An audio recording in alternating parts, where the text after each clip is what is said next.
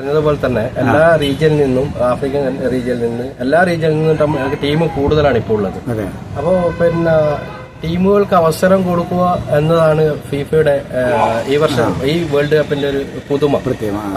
അപ്പൊ അതില് വരുന്ന ടീമുകളൊന്നും ഒന്നിനോട് മെച്ചപ്പെടുന്ന ടീമുകളാണ്. അങ്ങനെ ഒരു ടീമും അങ്ങനെ താഴ്ന്നിട്ടുള്ള ഒരു ഇപ്പോ പിന്നെ ഏറ്റവും ചെറിയ ജനസംഖ്യ ചെറിയതായിട്ടുള്ള രാജ്യം വരെ നമ്മളിപ്പോ വേൾഡ് കപ്പ് പിന്നെ ക്വാളിഫൈ ചെയ്തിട്ടുണ്ട്.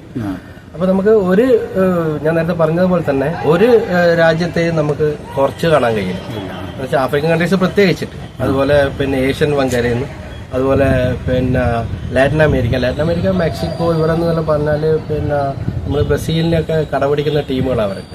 അപ്പോൾ പിന്നെ വേൾഡ് കപ്പ് ക്വാളിഫയിങ് മാച്ചസിൽ അവർ തോറ്റിട്ടുണ്ട്, ഉറുഗ്വേന്റെ അടുത്ത് തോറ്റിട്ടുണ്ട്, അങ്ങനെ ഒക്കെ അത്രയും നല്ല ടീമുകളാണ്. അപ്പോൾ ഒരു ടീമിനെയും നമുക്ക് പറ്റില്ല.